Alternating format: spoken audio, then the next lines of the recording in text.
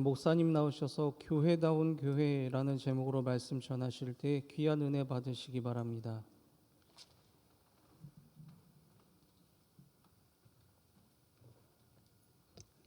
오늘은 우리 LPS 앙상블이 아마 편곡된 곡 맞죠, 장로님? 은혜롭게 연주했습니다. 박수로 격려하겠습니다. 고맙습니다.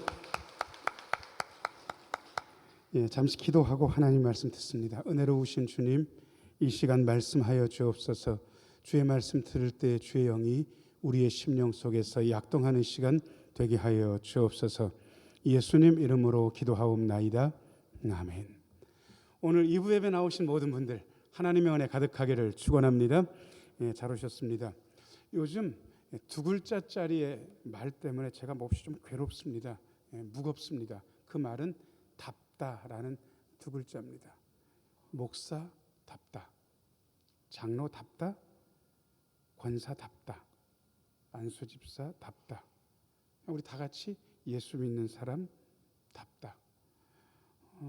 얼마나 그 말의 무게가 무거운지. 그리고 이렇게 보면 우리도 평가를 하는 사람들이기 때문에 저 사람은 목사답지 않은데, 저분은 장로답지 않은데, 이러한 분들의 생각을 듣고 말을 듣고 행동을 보기 때문에 그런 것 같습니다. 교회는 죄인들의 공동체라는 사실을 우리가 너무나 잘 알고 있으면서 그래도 교회 안에 다운 분들, 목사 다운 분들, 장로, 권사, 안수입사 다운 분들, 그런 분들이 더 계셨으면 좋지 않나라는 생각을 가져보게 됩니다. 답지 못한 사람들이 워낙 많기 때문에 교회에 대한 부정적인 시선이 워낙 팽배해 있습니다. 그리고 폄하하는 말도 얼마나 심한지 모릅니다. 그래서 요즘은 SNS나 어떤 인터넷 매체를 봐도요, 늘 목사는 속상합니다. 그러다가 교회에 대해서 따뜻한 애정을 가진 분들의 얘기를 만나게 되면 너무 반갑기도 하고 고맙기도 합니다. 최재천이라고 석좌 교수, 진화 생물학자, 동물 행동을 연구하는 분인데 이분이 교회를 40년 댕깁니다. 이유는 그분의 부인이 워낙 독실한 기독교인이기 때문에 40년 동안 주일 예배에 출석했습니다. 그리고 그 자식도 예수를 잘 믿는 분입니다. 그런데 본인은 40년 동안 아내를 따라서 교회를 다녔지만 세례를 받지 않았습니다. 그리고 스스로 예수를 믿는 사람이라고 이야기하지도 않습니다. 그런데 그분이요, 예수 믿는 교회에 대해서 굉장히 따뜻하게 이야기해 주는 걸 제가 듣고 얼마나 고마웠는지 모릅니다. 그분이 워낙 유명한 동물 행동학자고 그리고 이기적 유전자를 쓴 리처드 도킨스하고 친구기 때문에 나중에 이기적 유전자는 한번 책 좋아하시는 분들은 읽어볼 만합니다. 근데 그게 별로 썩 우리 기독교 신앙하고 그렇게 맞지는 않습니다. 우리는 유전자가 우리의 모든 것을 이끌고 우리의 인간은 유전자의 생존 기계다라는 관점에서 이야기한 책이고요. 심지어 그 책을 쓴 리처드 도킨스는 교회에 대해서 아주 부정적인 시각을 가지고 있는 사람입니다. 그래서 세상에서 말살해버릴 단체 하나가 있다면 교회라고 이야기하는 그런 사람입니다. 그런데 이분하고 최재천 교수가 서로 친구인데 교회에 대해서 굉장한 논쟁이 붙은 거예요. 그분이 최재천 교수한테 뭐라고 얘기했냐 그러면, 너는 동물 행동학을 연구하고 진화 생물학자라고 하는 녀석이 어떻게 교회를 다닐 수 있냐? 네가 교회를 다니는 바람에 제일 문제는 네 자식이 기독교인이 됐다는 게 큰 문제 아니냐 그러면서 최재천 교수한테 얘기하고, 나는 교회를 말살돼야 될 단체라고 생각한다. 그러니까 최재천 교수가 세례도 이분은 안 받았어요. 왜냐하면 천지창조를 고백할 수 없기 때문에. 그런데 뭐라고 이야기하냐 그러면, 교회는 없어지지 않아. 너는 지금 되도 않는 싸움을 하는 것이고, 나는 교회를 다니면서, 예수는 믿지 않지만 교회를 다니면서 너무 희한한 걸 많이 봤어. 그렇게 이야기하는 거예요. 같이 교회를 그래도 오래 다녔기 때문에 저분이 상황을 최재천 교수가 아는 거예요. 그래서 저분은 상황이 너무 힘들어서 교회 나올 수도 없고, 그리고 심지어 내가 저 사람 상황이라면 자살할 수도 있는 상황인데 교회 나와서 웃고 다니고 기도를 하고 그 어려운 일들을 겪어내고 극복해내고 더 잘 되는 것들을 너무 많이 봤다는 거예요. 도대체 교회에 어떤 힘이 있는데 자기는 그걸 너무 많이 봤기 때문에 교회는 세상에 꼭 있어야 할 공동체라고 그렇게 주장할 수밖에 없다라고 리처드 도킨스랑 논쟁하면서 그런 얘기를 했다고 합니다. 제가 그분 유튜브를 보면서 얼마나 고맙고 마음 따뜻했는지 모릅니다. 그런데 문제는 그런 분들만 있는 게 아니라 교회에 대한 부정적인 시선들이 너무 많은 거예요. 근데 심지어 오늘 본문 말씀 마태복음 23장을 읽어보면 거기에 예수님께서 3년 반 동안 사역하시면서 진짜 마음에 안 들어 했던 공동체들이 몇 있는데 여러분들도 아시죠? 바리새인 좋아하셨습니까? 싫어하셨습니까? 싫어하셨어요. 사두개인 서기관들 싫어하셨어요. 그래서 예수님께서 마태복음 23장에 보면 바리새인 서기관들에 대한 저주의 말씀이 마태복음 23장에 나오는 거예요. 근데 희한한 것은 그걸 읽어보면서 제가 마음이 불편한 데가 여러 군데가 있는 거예요. 왜냐 그러면 내가 바리새인이 아닌가? 내가 바리새인의 어떤 것들을 가지고 있지 않은가? 그래서 어떤 목사님은 지금 교회 안에 영적인 바리새주의가 팽배하고 있다고, 만연하고 있다고 그렇게 이야기하는 분도 계실 정도예요. 그러면 안 되는데, 교회다운 교회를 지향하면서 우리는 어떻게 해야 되는가? 오늘 제가 오늘 본문 말씀을 가지고 네 가지로 말씀을 드리려고 합니다. 1번입니다. 같이 한번 읽어요. 자, 시작. 예수님은 스승, 우리는 형제자매. 8절 말씀입니다. 8절 같이 한번 읽겠습니다. 시작. 그러나 너희는 랍비라 칭함을 받지 말라. 너희 선생은 하나요, 너희는 다 형제니라. 여러분, 랍비란 말은 좀 독특한 표현입니다. 랍비는 성직자는 아닙니다. 그래서 유대교에서 랍비를 설명하기 위해서 굉장히 오랜 시간 공들여서 여러분들한테 설명해야 되는데 그냥 영적 스승 정도 그냥 이렇게 표현하시면 제일 맞을 것 같습니다. 상담사이기도 합니다. 그리고 법률 조언가이기도 합니다. 그리고 어떤 일상생활의 문제가, 율법적인 문제가 생겼을 때 랍비한테 가가지고 자문을 구하면 그 랍비의 자문은 법률적인 효력이 있을 정도로 랍비의 권한은 막강합니다. 그래서 사람들한테 랍비라 칭함을 받는 거, 랍비님 하고 그렇게 불릴 때 얼마나 존경스러운지 모릅니다. 진짜 랍비들은 그것을 즐기기도 했습니다. 그런데 예수님께서 제자들에게 심지어 당신도 랍비라 칭함을 받으시면서 하시는 이야기가 너희는 랍비라고 칭함을 받지 말라. 오늘 본문의 선생, 너희의 스승은 하나뿐이다. 너희는 형제일 뿐이다. 여러분, 영적 스승은 하나, 누구겠습니까? 자, 저를 따라서 하세요. 예수님만 우리의 스승입니다. 여러분, 그럼 우리는 뭡니까? 우리 형제 자매인 거예요. 성경에는 남자를 위주로 기록되어 있기 때문에 자매라는 말이 빠져 있지만 우리는 여기에 형제 자매란 말을 넣어서 충분히 읽을 수 있습니다. 자, 옆에 있는 분 얼굴 보시고요. 우리는 형제 자매입니다. 한번 해보세요. 자, 시작. 우리는 형제 자매입니다.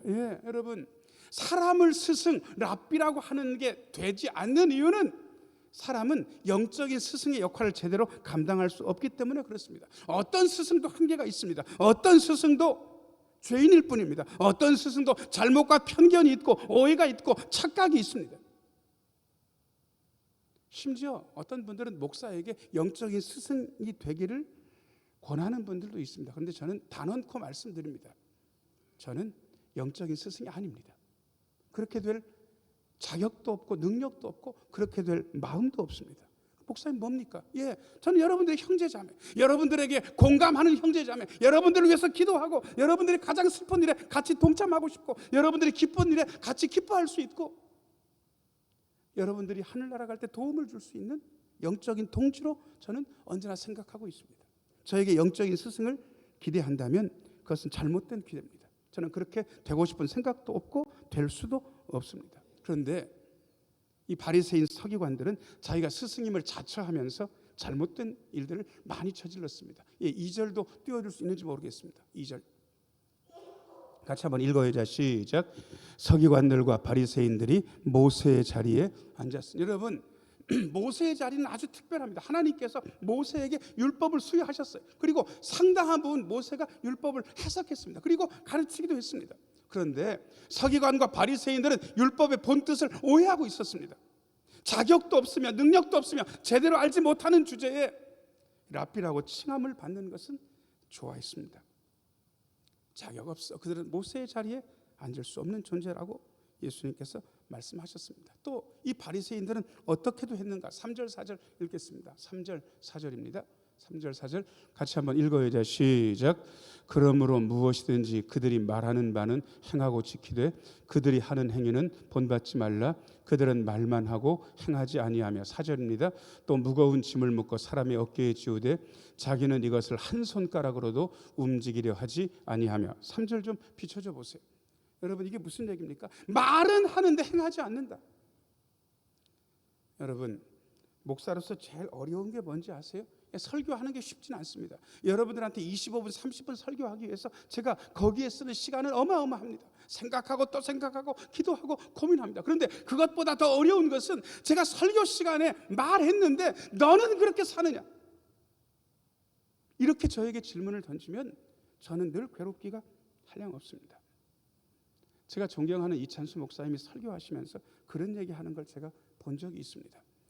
여러분들을 속이는 건 회중들한테 한 얘기가 그건 아무 문제 아니다고. 충분히 속일 수 있다고. 그런데 집에 가면 속일 수 없는 사람이 셋 있다고. 내 아내를 속일 수 없고 내 자식들 둘을 속일 수 없다는 거.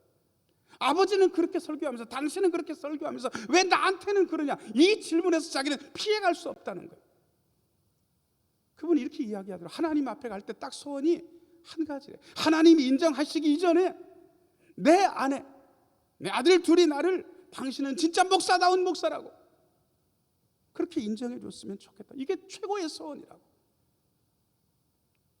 쉽지 않습니다. 얼마나 부담스럽습니까? 말하면서 행동 못하는 사람들, 그렇게 주장하면서 행동 못하는 사람들, 우리는 어쩌면 그런 사람들 아니겠습니까? 그 다음에 5절입니다. 5절 같이 한번 읽어야죠. 시작. 그들의 모든 행위를 사람에게 보이고자 하나니 곧 그 경문띠를 넓게 하며 옷수를 길게 하고.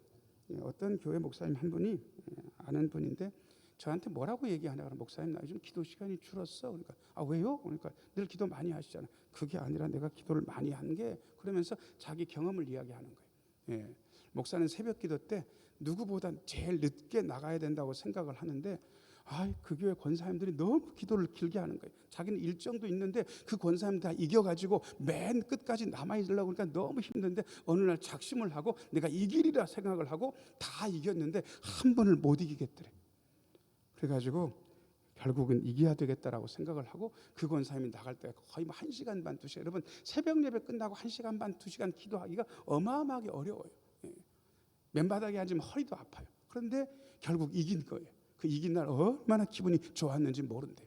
그래가지고 그 다음부터 쭉 이겼고, 그 전에는 그 기도를 많이 하는 권사님이 그 목사를 대하면서 약간은 뻐기고 교만한 투로 자기를 대하더니, 자기한테 밀린 다음부터는 상당히 겸손한 얼굴로 자기한테 다가오는 걸 보고는 기분이 엄청 좋았다는 거예요. 그래부터 늘 이렇게 해야지 그러고는 새벽 기도 때 앉아가지고 끝끝내 버티고 있는데, 갑자기 무슨 음성이 들리냐 그러면 이런 음성이 들렸대요. 야, 너 뭐하냐? 야, 너 뭐하냐? 그 음성이 들리더라는 거예요. 하나님의 음성이죠. 너 아까부터 기도 끝났어.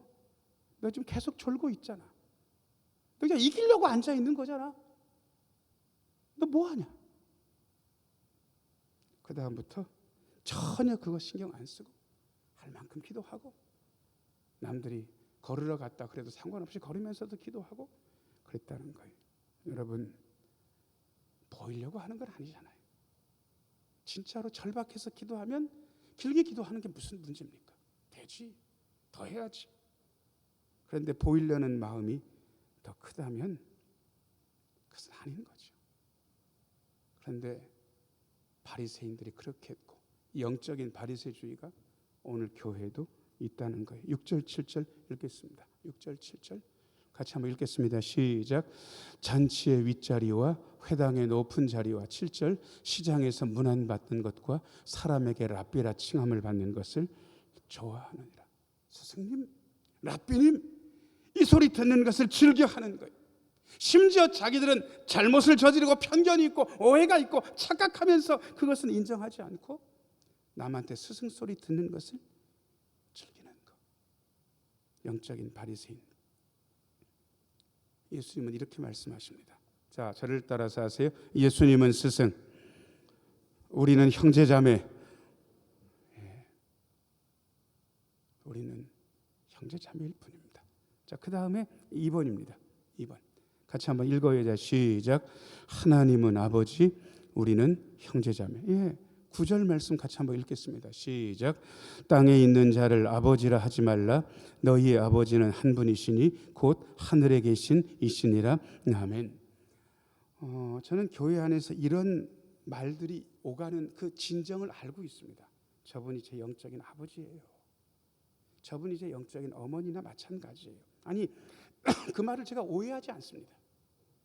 저분이 그만큼 기도해줬고 그만큼 영적으로 지도해줬고 그래서 오늘은 내가 있게 되었다는 것을 인정하기 때문에 그분이 나의 영적인 아버지 어머니라고 그렇게 말할 수 있죠. 그런데 듣는 분들은 그렇게 듣지 않습니다. 굉장히 오해하기 쉬운 말이 그 말입니다. 심지어 사도 바울도요, 고린도전서 4장 15절에는 실수를 했습니다. 뭐라고 했는지 아세요? 너희들에게 1만 스승이 있다. 그런데 아비는 많지 않다. 내가 복음으로 너희를 낳았다. 이게 무슨 얘기입니까? 나는 복음으로 말하면 너희 아버지다. 뭐 그렇게 이야기한 거 아니겠습니까? 그런데 예수님은 그런 이야기 인정 안 하시는 거예요. 여러분, 다시 말씀드립니다. 우리에게 아버지는 한 분뿐이십니다. 우리는 형제자매일 뿐입니다. 자, 저를 따라서 하세요. 하나님은 아버지, 우리는 형제자매. 그 대신 하나님을 아버지라고 부를 때 느낌을 여러분들 좀 알고 계셨으면 좋겠습니다. 자, 육신의 아버지 맞아요. 예, 정자를 제공을 했죠. 그래서 우리의 유전자의 절반을 제공을 한 거예요. 그리고 심지어 그런 생물학적 아버지가 아니라도 그 다음에 양육한 양부라고 있다면 그 양부는 온갖 정성과 사랑을 다해서 길렀어요. 그 길러준 공이 커요. 그런 분은 아버지라고 부르지 말라고 이야기하는 게 아닙니다. 아버지 맞아요. 그런데 하나님을 아버지라고 부를 때 생물학적인 아버지, 길러준 아버지를 아버지라고 부를 때의 느낌과 같아서는 안 된다는 거예요. 내 아버지는 존재해요. 어머니도 존재하는 분이에요. 그런데 하나님은 아버지라고 말할 때 그런 어떤 존재 한 분을 이야기하는 것이 아니라 이 모든 것을 존재하게 만드신 존재의 바탕에 대한 이야기를 하고 있어요. 우리의 근원이 되시는 거예요. 그래서 하나님을 아버지라고 부르는 거예요. 알고 부르면 괜찮아요. 그런데 모르고 듣는 분들이 너무 많기 때문에 그 말은 오해되기 쉬운 말입니다. 그래서 예수님도 경계하시는 거예요. 이 땅에 있는 자는 누구도 아버지라고 부르지 말아라. 하나님만 아버지다. 하늘에 계신 분이 너희 아버지다. 그럼 우리는요, 다시 말씀드릴게요. 우리는 형제 자매인 거예요. 영적인 아버지가 되려고 하지 마세요. 그냥 형제 자매면 족한 것 아니겠습니까? 예수님 그렇게 말씀하고 계십니다. 그 다음에 세 번째입니다. 3번 같이 한번 읽어야 시작. 예수님은 지도자, 우리는 형제자매. 10절입니다. 10절 같이 한번 읽겠습니다. 시작. 또한 지도자라 칭함을 받지 말라.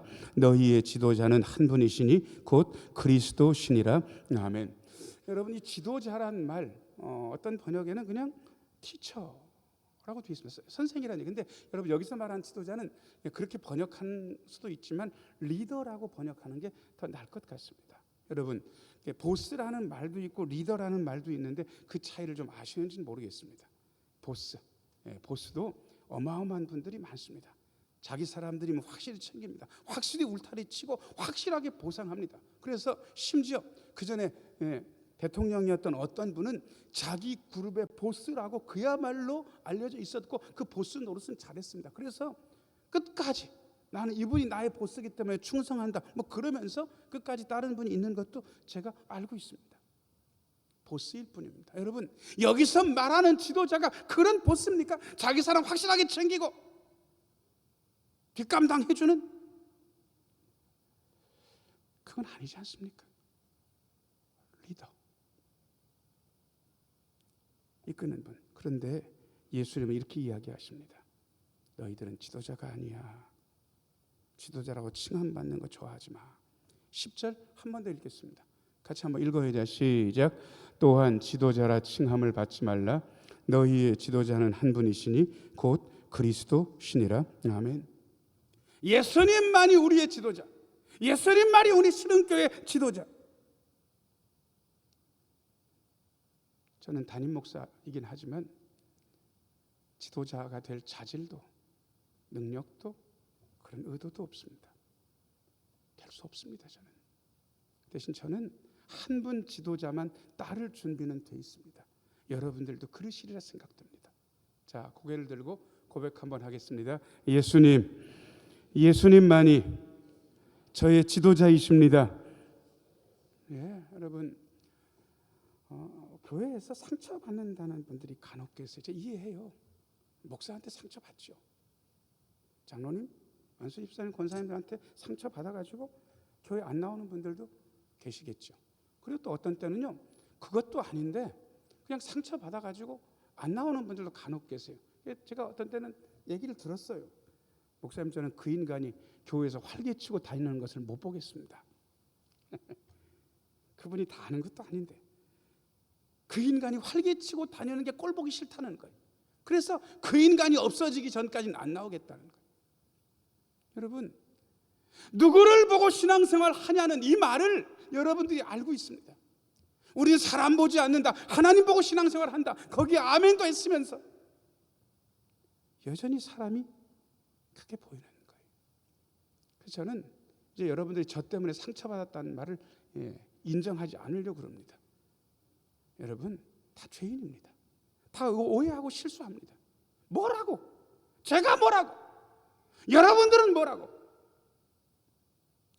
사람을 보고 믿음 생활을 하게 되면 언제 발등 찍힐 시간이 오게 됩니다. 그리고 상처받았다고 이야기합니다. 목사님, 그러면 우리끼리는 어떻게 해야 되는 겁니까? 우린 형제자매 서로를 불쌍히 여기면 되는 거예요. 거기까지예요. 추앙하지 마세요. 추앙하지 말라고 제가 말씀드렸습니다. 절대로 그 누구도. 그래서 예수님은 지도자, 우리는 형제자매. 그 다음에 네 번째입니다. 네 번째 같이 한번 읽어야 시작. 우리는 낮아져서 섬기는 자. 11절 12절 읽겠습니다. 11절 12절 같이 한번 읽겠습니다. 시작. 너희 중에 큰 자는 너희를 섬기는 자가 되어야 하리라. 누구든지 자기를 높이는 자는 낮아지고 누구든지 자기를 낮추는 자는 높아지리라. 아멘. 한때 도덕경을 꽤 여러 번 읽은 적이 있습니다. 그리고 거기에 상선약수라는 말을 너무도 좋아했던 적이 있습니다. 가장 잘하는 것은 물처럼 하는 것이다. 물은 앞을 다투지 않는다. 막히면 돌아서 가고 계속 막아두면 넘을 수는 있어도 싸우려고 하지 않는다. 계속해서 밑으로 흐른다. 밑으로 흐르면서 만물을 이롭게 한다. 제일 잘하는 것은 물처럼 하는 것이다. 상선약수. 저는 그 구절을 엄청 좋아했습니다. 그런데 세상에 그 구절을 좋아하면서 예수님의 성경 말씀을 읽게 되니까 예수님의 말씀이 딱 그 말씀이셨습니다. 나는 세상에 섬김을 받으러 온 것이 아니라 도리어 섬기려 하고 내 목숨을 많은 사람의 대속물로 주려 함이니라. 예수님은 그렇게 말씀하셨습니다. 섬기는 게 뭡니까? 낮아지지 않고는, 엎드리지 않고는 섬길 수 없습니다. 높은 자세로는 누구도 섬길 수 없습니다. 낮아져야 섬길 수 있습니다. 그리고 예수님의 섬김은 마지막에 당신의 목숨을 주시는 것이었습니다. 여러분, 예수님이야말로 물처럼 행동하신 분 아니시겠습니까? 이번에 참 감사한 글들을 봤습니다. 보통은 그 임직자 인사 같은 거를 교회에서 써드릴 수도 있습니다. 그런데 제일 좋은 거는 잘 쓰든지 못 쓰든지 간에 당신이 마음을 담아서 쓰면 제일 좋습니다. 그런데 물론 다 듣고 마음속에 결심한 바겠죠. 항존 직분자의 자리는 군림하는 자리가 아니라 섬기는 자리라고 배웠습니다. 늘 섬기는 자리에서 있겠습니다. 여러분, 그야말로 우리의 삶이 어때야 되는지, 예수 믿는 우리의 삶이 어때야 되는지 핵심을 짚고 결심을 한 그런 글들을 제가 볼 수 있었습니다. 감사하고 고마운 일입니다. 여러분, 왜 사람들은 교회를 폄하하는가? 왜 사람들은 교회를 기독교를 개독교라고 하는가? 딱 한 가지입니다. 우리가 답지 못했기 때문에 그랬습니다. 예수 믿는 사람, 교인답지 못했고 신자답지 못했고 교회는 교회답지 못했습니다. 영적 바리새주의가 교회 안에 만연돼 있다는 그러한 느낌을 우리조차 받을 때도 있었습니다. 그러나 이제 우리 다시 교회다운 교회를 위해서 나아갈 때가 되었습니다. 예수님만 스승 삼으면 됩니다. 우리는 형제 자매일 뿐입니다. 하나님을 아버지로 삼으면 됩니다. 우리는 형제 자매일 뿐입니다. 예수님 말이 우리의 지도자입니다. 우리는 형제 자매일 뿐입니다. 우리는 형제 자매인데 서로 낮아져서 서로를 섬깁니다. 그것이 교회다운 교회를 향해 나아가는 우리 대천신원교회의 움직임이어야 할 것입니다. 기도하겠습니다. 은혜로우신 아버지 하나님, 형제 자매인 우리가 예수님을 스승 삼고 나아가게 하여 주옵소서. 형제 자매인 우리가 하나님만 아버지로 부르며 나아가게 하여 주옵소서. 형제 자매인 우리가 예수님을 지도자로 모시고 예수님의 길을 따르게 하여 주옵소서. 예수님께서 그리하신 것처럼 낮아져서 섬기는 자로 살게 하여 주옵소서. 예수님 이름으로 기도하옵나이다. 아멘.